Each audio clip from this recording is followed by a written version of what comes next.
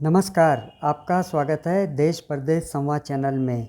आज हम बात करेंगे गोवा में एससीओ के विदेश मंत्रियों की संपन्न हुई बैठक के बाद आयोजित उस बहुचर्चित प्रेस कॉन्फ्रेंस के बारे में, जिसमें विदेश मंत्री डॉक्टर जयशंकर ने पाकिस्तान को आतंकी इंडस्ट्री का पैरोकार और प्रवक्ता तक बता दिया और कहा कि पाकिस्तान की साख उसके घटते विदेशी मुद्रा भंडार से ज़्यादा तेज़ी से घट रही है।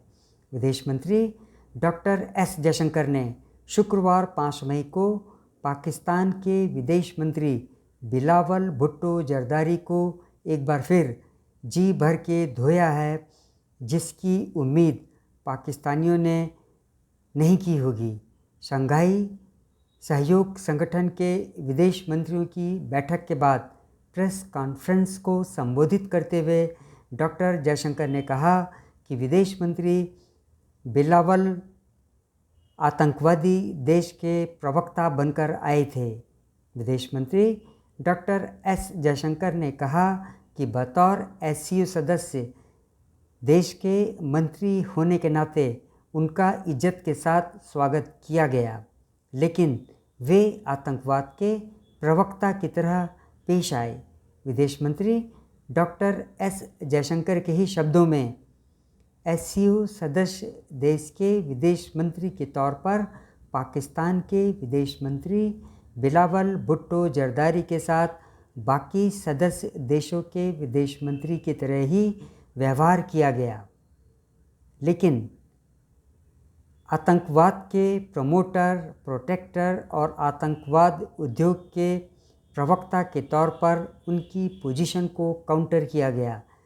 शंघाई सहयोग संगठन के विदेश मंत्रियों की बैठक में भाग लेने आए बिलावल भुट्टो कश्मीर का राग छेड़ना नहीं भूले, जो कि पाकिस्तानियों की पुरानी आदत है।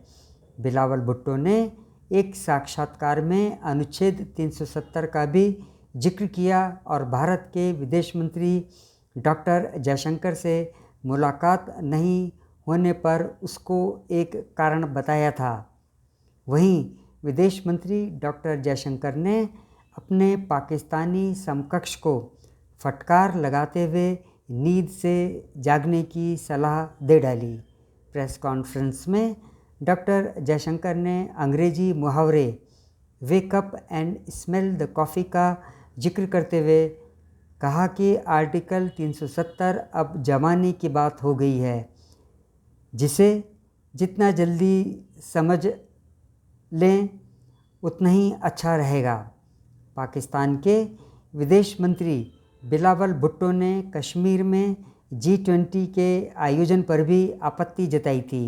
इस पर विदेश मंत्री डॉक्टर जयशंकर ने कहा कि उनका G20 से कोई लेना देना नहीं है। कश्मीर भारत का अभिन्न अंग है, था और हमेशा रहेगा।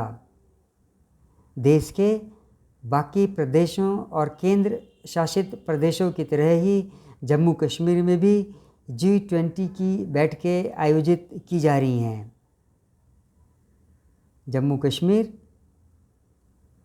पर आपका जो अवैध कब्जा है, आप उसे कब खाली करने जा रहे हैं, आप उसके बारे में बात करें।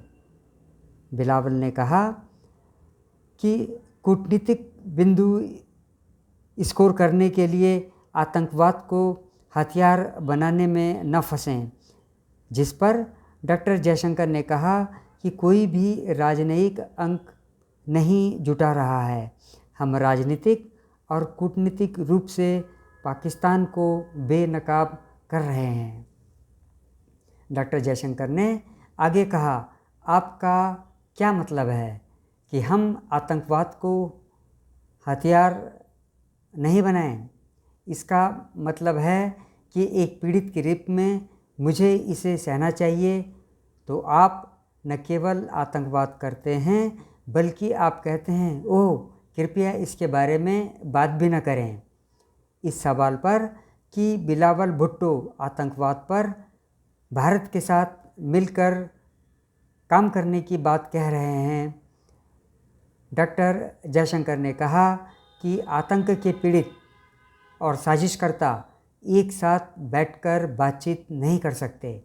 आतंकवाद के पीड़ित अपनी सुरक्षा करते हैं और आतंकवाद से लड़ते हैं। यहाँ आकर ऐसे बात करना कि जैसे हम दोनों देश एक ही नाव में सवार हों, हिपोक्रेसी है। आतंकवाद को लेकर हम सभी में गुस्सा है।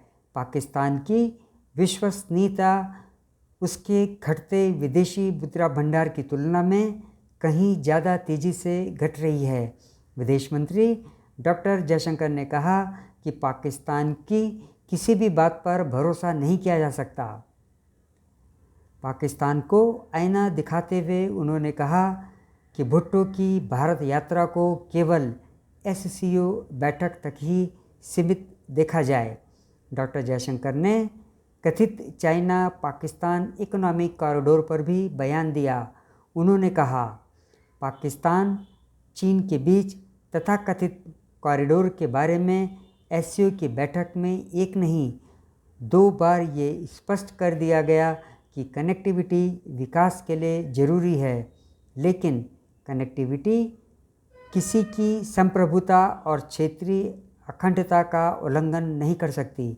बता दें कि पाकिस्तानी टीवी न्यूज़ चैनल दोनों विदेश मंत्रियों की बॉडी लैंग्वेज ही परखते रह गए और कुछ पाकिस्तानी विशेषज्ञों का मानना है कि गोवा जाकर भुट्टो ने पाकिस्तान के पारंपरिक स्टैंड को कमज़ोर किया है।